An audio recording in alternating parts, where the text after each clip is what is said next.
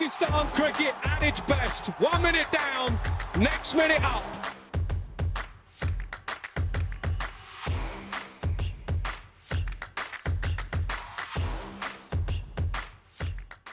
Thanks very much, everybody, for joining me once again. Saj Sadek here on behalf of PakPassion.net, bringing you another exclusive interview with a regular contributor of ours. By now, he's a familiar face on PakPassion, and he's a former Pakistan Test cricketer.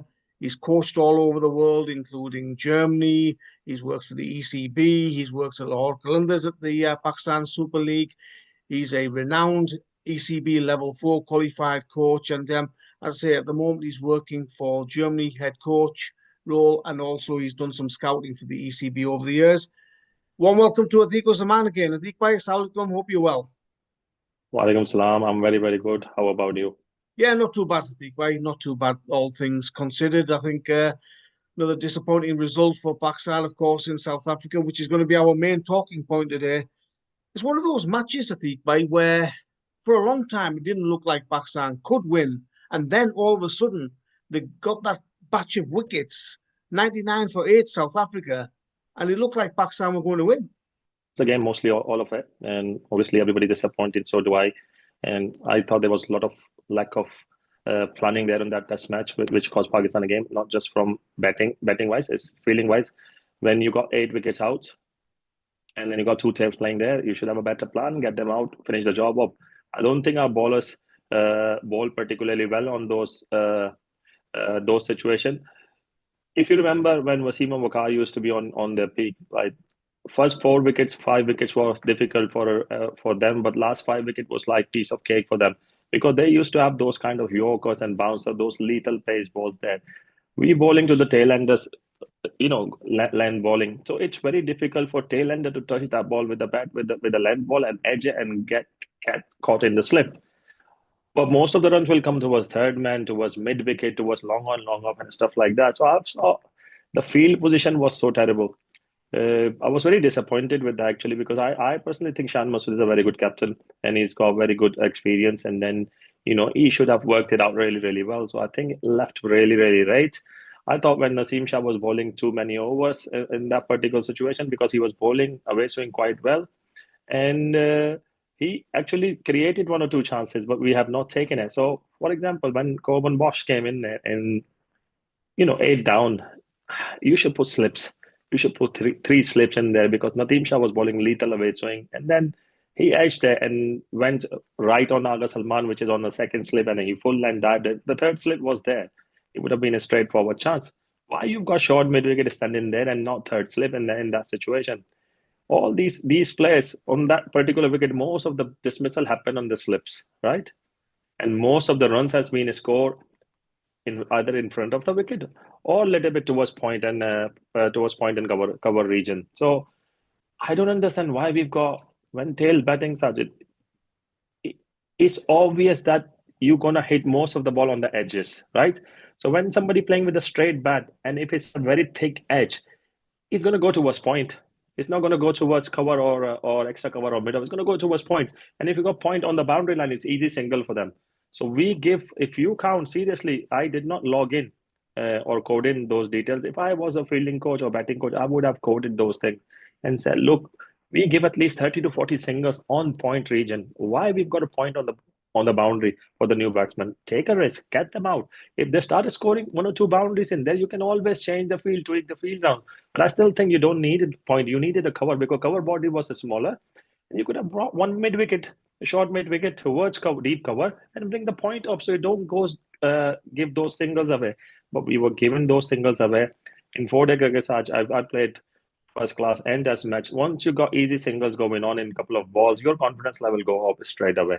The last thing you want to do is want to give singles away from for the tail or for any sort of batsman, and it becomes life so easy for them. The confidence level go up, and all of a sudden, Bosch is starting to hit the ball, and they didn't have a plan how to stop him.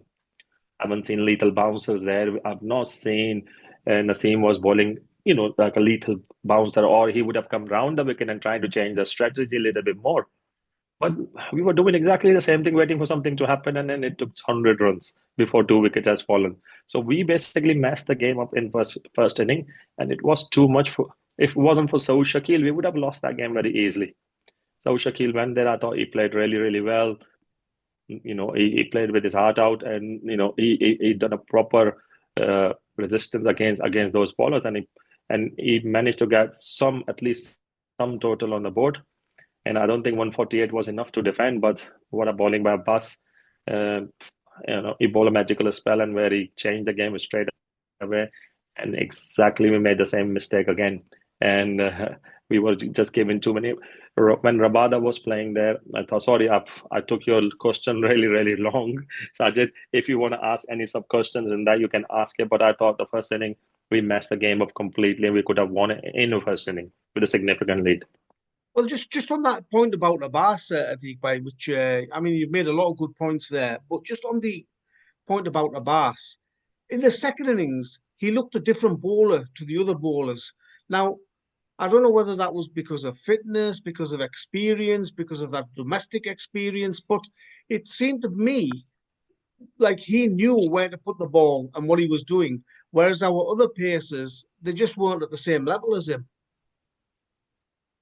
Yeah, but what happened there? I listened to Abbas's interview, and he said he was under huge pressure of the first inning because he had to come back after 3 years, and then he felt like he's making a debut in there. So he had a point to prove. So when you got those things in your head, you forget your process. And all of a sudden you started to get confidence. He took 2 wickets in the first inning, and then his confidence level is starting to grow up. And when you go in the second inning, when you pitch the ball up and the ball does something, your level go up, and then all of a sudden your confidence on a completely different level as compared to the first inning. So I thought Abbas should never been out of Pakistan team, to be honest with you. He has been delivered the performances on Sharjah, UAE, and in England and all that. And it's absolutely joke what happens in Pakistan selection. What selection committee comes in there, if you're not a favorite person of him, they try to find an excuses. I remember that I was there in the meeting when we discussed about Abbas when I was working with PCB. I'm not going to name those two players, but you would know that who I'm talking about. One was selectors and a head coach, and one was a bowling coach. And they talk about, Abbas' pace has gone down to 120. I said, Abbas wasn't a 140 bowler anyway. When Abbas was 140 bowler. And he said, oh, no, at this pace, you can't do anything and blah, blah, blah, blah. I said, look, Abbas has been a smashing in county cricket. Oh, it's very easy to bowl in county cricket. I said, no, it's not easy to bowl in county cricket anymore because the pitches are so flat. And if you haven't got a skill, the batting level has gone so up, they will just smash you in pieces. But Abbas bowling against a top-class batsman, top-class bowler, and he is still lethal. But nobody listened and nobody cared because they already made their mind up. He doesn't have to be in the team. Left him out, didn't give him any homework to do, didn't give him a pathway to come back, how to come back, just the speed. Abbas never had that speed before. So how are you expecting him to, bring in a speed up to 140? There is no way he's going to do that because he's not a 140 bowler. He's around 128 to 130 bowler. That's it. But he's got a skill. He's swinging the ball. He's seen the ball. This is what he's shown. And this is what he's shown the world and the selectors. You should be ashamed of yourself because you lost out 3 good years of me. And now you're giving me a chance again, and I proved myself. And Alhamdulillah, I'm very happy for him because I really rate him as a very good bowler. He's a very good team player. He's got a very good knowledge of game as well. He's not just a bowler. When he stands mid on and mid off, and he works with other bowlers as well. If you notice that he was there constantly shouting the ball, giving advices to Naseem or Khurram Shahzad, and he was a leader. And then these kind of leader you were missing in Pakistan cricket team in bowling department. Now you've got one. You got to make a most out of it. What did you make of the batting, Atiq?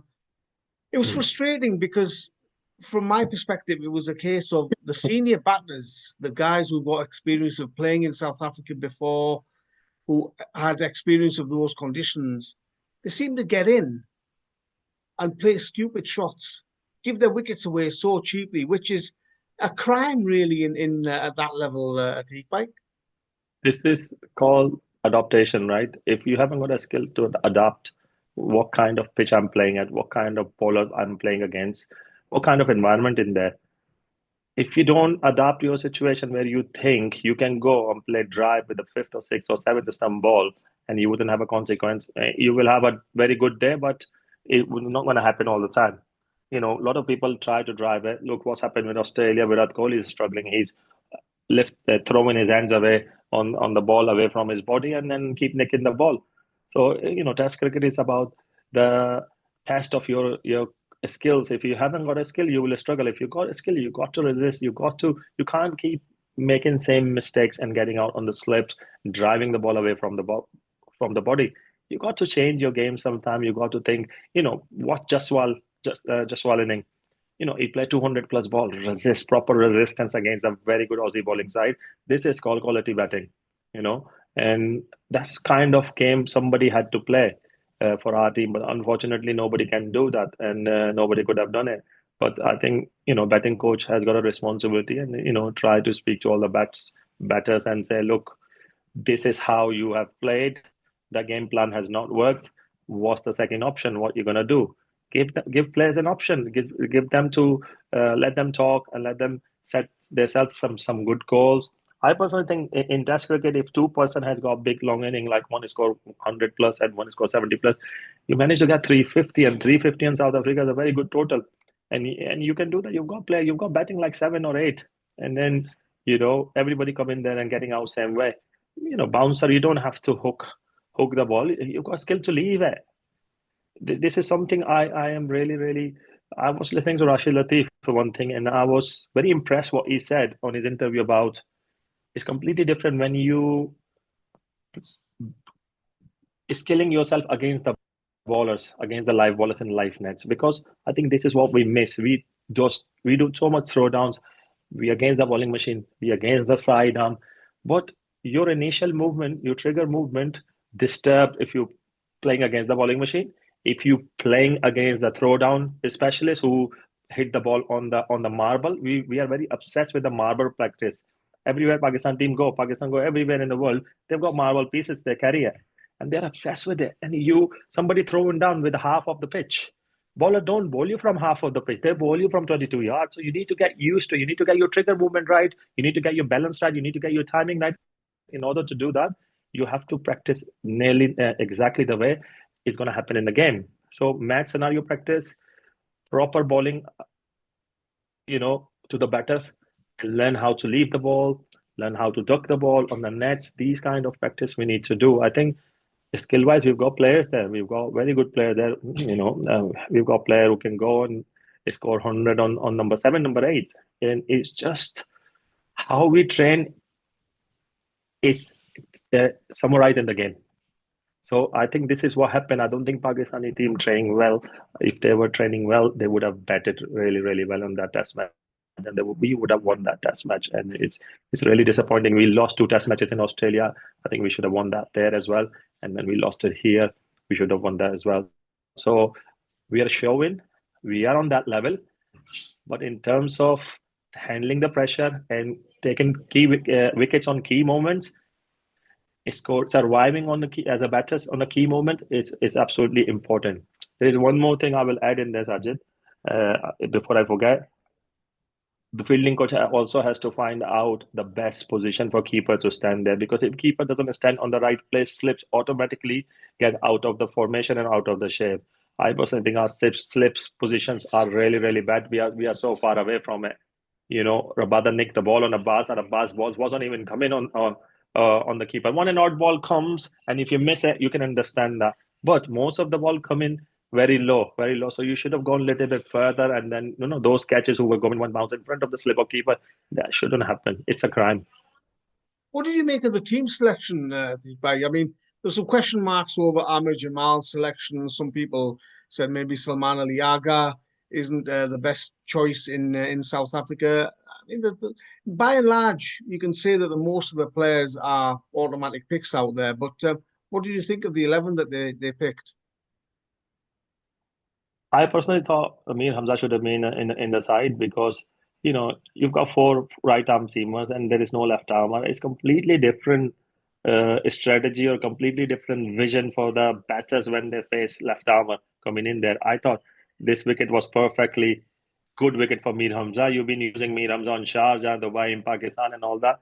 These kind of wicket he should have played, and I thought Mir Hamza would have played there. He would have a 10 for on this inning. With Abbas, he would have been lethal. Seriously. And, we can't just put all-rounder in there all the time just to cover number 7 or number 8. We need to teach our bowlers to come and resist and score at least 20, 25 or 30 runs on that situation. We haven't got any bowler in our squad who can go there and you can rely, oh, he'll go and score 20 runs, or he'll do a Rabada, or he will do a Jensen. We haven't got anybody. So that's why the team balance goes off, because you know that our last 3 batters going to be highlights when they come in there. So you need some all-rounder which can go and score 20, 30 runs. And then the team balance getting out, because Mir Hamza should have taken that spot and he would have been more effective in bowling and would have taken more wickets than Amir Jabbar did. What did Amir Jamal contribute in this test match? He hardly bowled and his length was very short, I think.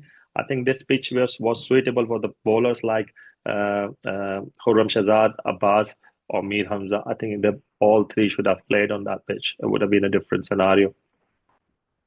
Atiq, thank you very much for your time once again. Really appreciate it. And all the best for 2025 as well. Thanks very much. Happy New Year to everyone. Thank you.